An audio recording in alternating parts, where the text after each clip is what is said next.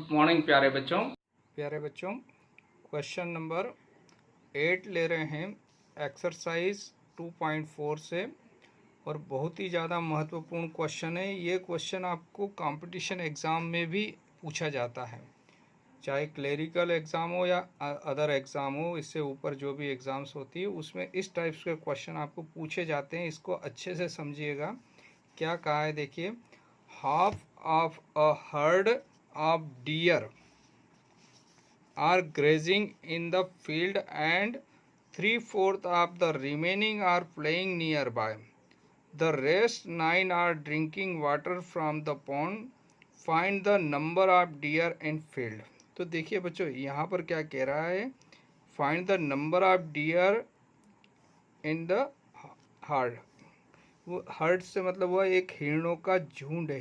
हिरण जो डियर मतलब हिरण, तो हिरणों का कोई झुंड है, उसमें टोटल नंबर ऑफ हिरण कितने हैं। तो हमने यहाँ मान लिया बच्चों एक्स है। अब ये एक्स जो है टोटल नंबर ऑफ जो डियर है उसमें क्या कह रहा है, हाफ ऑफ अ हर्ड, यानी इस झुंड में टोटल संख्या है एक्स, तो इनकी आधी संख्या है। तो एक्स है तो एक्स का आधा क्या होगा, हाफ हो जाएगा, x/2। ठीक, तो half of a herd of deer are grazing in the field, यानी वो घास चर रहे हैं किसी मैदान में। ठीक है, एंड 3/4 ऑफ द रिमेनिंग, यानी ये हाफ तो घास चरने गए हैं, तो कितने और बचेंगे बच्चों, ये घास चरने चले गए हाफ, तो रिमेनिंग यानी हाफ और बचेंगे बच्चों। एक्स में से आधे चले गए तो आधे बचे, यानी x/2 हमारे पास बचे हैं। अभी कितना बचा है बच्चों, x/2।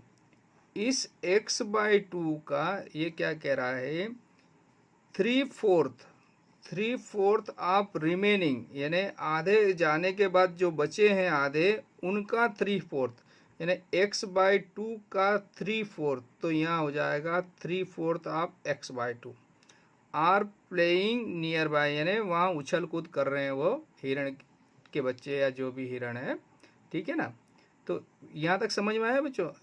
टोटल हिरण है एक्स, एक्स के आधे तो क्या हो गए, वो घास चर रहे हैं, और जो आधे बचे हैं उनका 3/4 जो है वो क्या कर रहे हैं, खेल रहे हैं।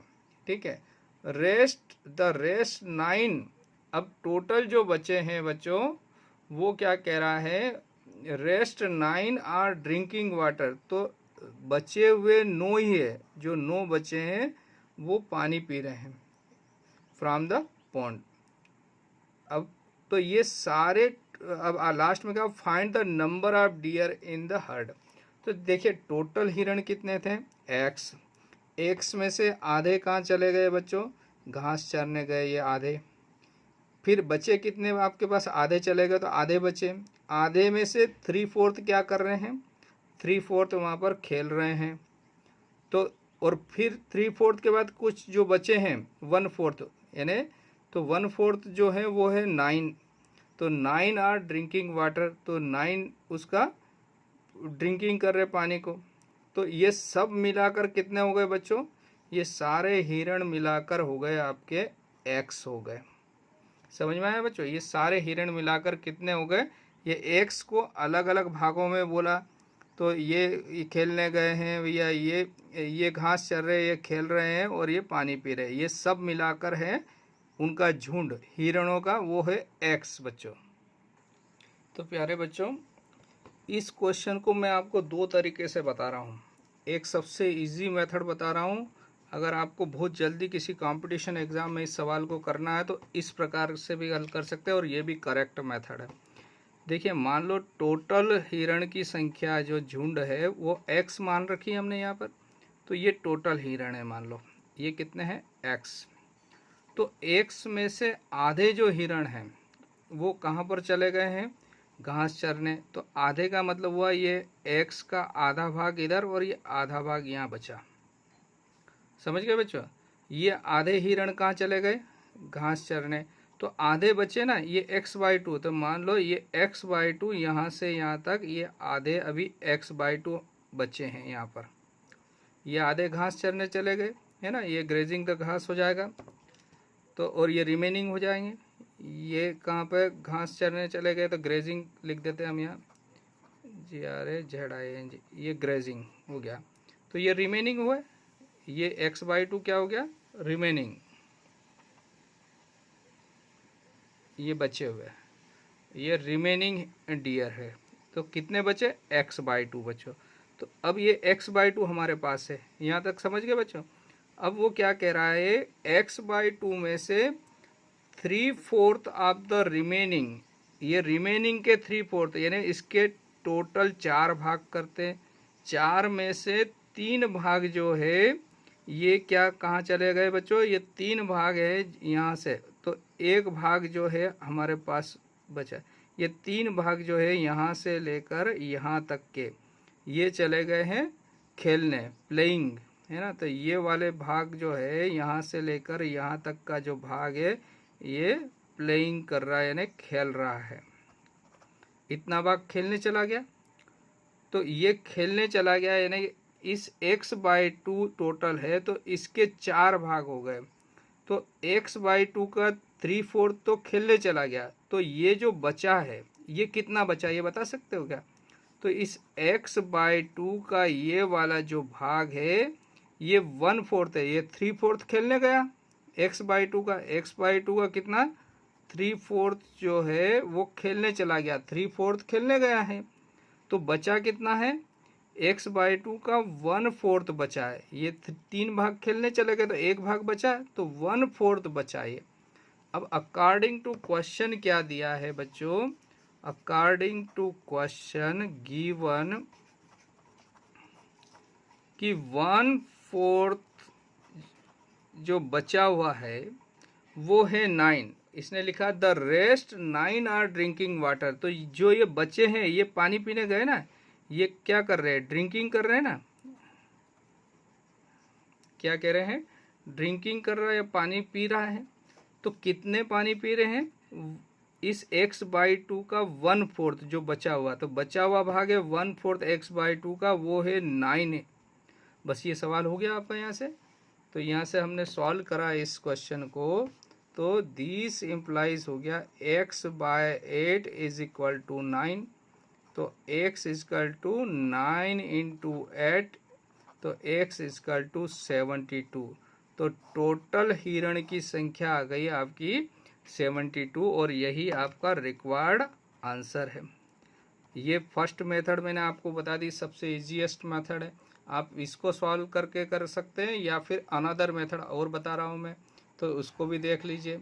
कुछ बुक्स में, बहुत सारी बुक्स और अलग अलग जगह इसी मेथड से हल करवाते हैं, लेकिन आपको ये मेथड याद रखना है, जो स्मार्ट बॉय होते हैं वो सरल तरीके से हल करते हैं, स्मार्ट स्टूडेंट्स मतलब बॉय गर्ल्स जो भी हैं आपको, लेकिन दोनों मेथड याद होना चाहिए। तो नेक्स्ट वाली भी आप देख लीजिए बच्चों, क्या कह रहा है, according to question total number of हिरण इतने हो गए, आधे कहाँ गए भैया, ये घास चरने गए, 3/4 उसके जो है ये खेल रहे हैं, और बच्चे 9 ये पानी पी रहे हैं। तो टोटल इन सब का मिलाकर क्या हो गया, इन सब का टोटल मिलाकर x हुआ। अब यहाँ पर जो संख्या है बच्चों, पहले इसका एलसीएम ले लेते, नीचे वाली संख्या हटाएंगे, तो इसको लिखेंगे बच्चों x/2 और 3x/3, 4 2 जा 8 हो गया, प्लस 9/1 कर दीजिए और इधर x कर दीजिए। इस ये 2 से 8 डिवाइड हो जाता है, इसलिए एलसीएम 8 आ जाएगा बच्चों इसका। 2 से डिवाइड किया 8 को, 4 आया, तो 4 का x में मल्टीप्लाई करेंगे तो 4x, 8 से 8 को डिवाइड करेंगे 1 का 3 में मल्टीप्लाई किया तो 3x, और 1 से 8 को डिवाइड किया तो 8 ही आया, 8 9 जा कितना हो जाएगा 72। ठीक है बच्चों, इज इक्वल टू x। अब इस 8 को इधर ट्रांसफ़र कर देंगे या 8 से मल्टीप्लाई कर देंगे दोनों तरफ, तो 8 को मैंने क्रॉस मल्टीप्लाई कर दिया, तो ये 4 और 3 ये तो हो गया 7x plus 72 is equal to 8x। इस 7x को मैंने उधर ट्रांसफ़र कर दिया, तो 72 is equal to 8x minus 7x। ठीक है, ये इधर से उधर जाएगा तो माइनस हो जाएगा ना बच्चों, तो 72 इज इक्वल टू कितना हो गया x। तो यहाँ पर भी आपका answer x is equal to 72 आ गया। तो लास्ट में एक लाइन और लिख देंगे हम यहाँ पर। तो बच्चों लास्ट में हमने क्या लिख दिया, hence the total number of deer in the herd is equal to 72, और 72 हिरण है उस झुंड में, यह हमारा रिक्वायर्ड आंसर है। तो आप इन दोनों में से किसी भी मेथड को, लेकिन आगे बड़े होंगे आप जाकर कंपटीशन एग्जाम देंगे तो ये वाली मेथड आपको इजी पड़ेगी। उसने कहा टोटल हिरण x मान लिया हमने, तो आधे तो कहाँ चले गए, घास चरने, तो आधे में से 3/4 उसने क्या कहा है, खेल रहे हैं, तो बचा 1/4 आधे का। तो आधे का 1/4 यानी x/2 का 1/4, और ये दिया है 9, तो यहाँ से 1/4 आप 9 ये हो गया, तो 8 9 जा 72, ये क्वेश्चन सॉल्व हो गया। और आप चाहें तो इस वाली मेथड से भी हल कर सकते हैं। यहाँ पर आपका ये क्वेश्चन कंप्लीट होता है बच्चों। ओके, थैंक यू बच्चों। क्वेश्चन नंबर 9 ले रहे हैं एक्सरसाइज 2.4 से। बहुत अच्छा क्वेश्चन है और हमारे डेली लाइफ से जुड़ा हुआ क्वेश्चन है। देखिए क्या कह रहा है, a grandfather is 10 times older than his granddaughter, यानी एक दादाजी जो है वो अपनी पोती से, जो ग्रांड डॉटर है उससे कितने गुना है, 10 गुना उम्र में बड़े हैं। अगर तो मैंने बताया था जब भी कोई आप ये एक्सरसाइज इस प्रकार की वर्ड प्रॉब्लम में सॉल्व करते हैं तो उसमें जिससे कंपेयर करते हैं हम, यानी जो छोटा होता है उसको हम जनरली वेरिएबल मान लेते हैं। तो यहाँ ग्रांड डॉटर जो है वो दादाजी से छोटी होगी, तो इसको हमने x ईयर मान लिया।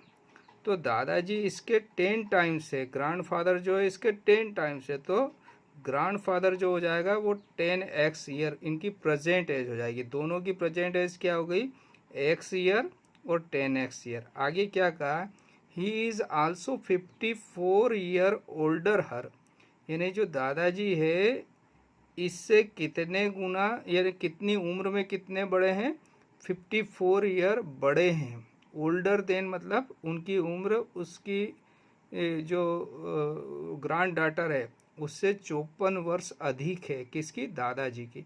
फाइंड देयर प्रेजेंट एज, दोनों की प्रेजेंट एज, तो दोनों की प्रेजेंट एज x और 10x हुई।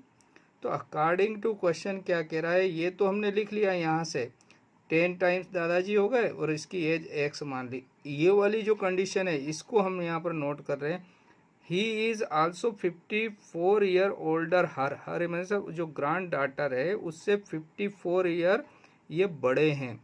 तो देखिए दादाजी की उम्र क्या है 10x, और ये कितने उम्र में बड़े हैं उनकी ग्रांड डॉटर से, यानी ग्रांड डॉटर की उम्र प्रेजेंट x है, तो x से 54 ईयर बड़े हैं। तो यहाँ पर नेक्स्ट इक्वेशन हमको ये मिल गई, बस इसको सॉल्व कर लीजिए आपका आंसर आ गया। तो क्या करा हमने, x को इधर ट्रांसफ़र किया, तो ये हो गया 10x माइनस एक्स प्लस है तो इधर आएगा माइनस, इज इक्वल टू 54। तो दिस इम्प्लाइज बच्चों यहाँ से हमको क्या मिलेगा, 9x इज इक्वल टू 54।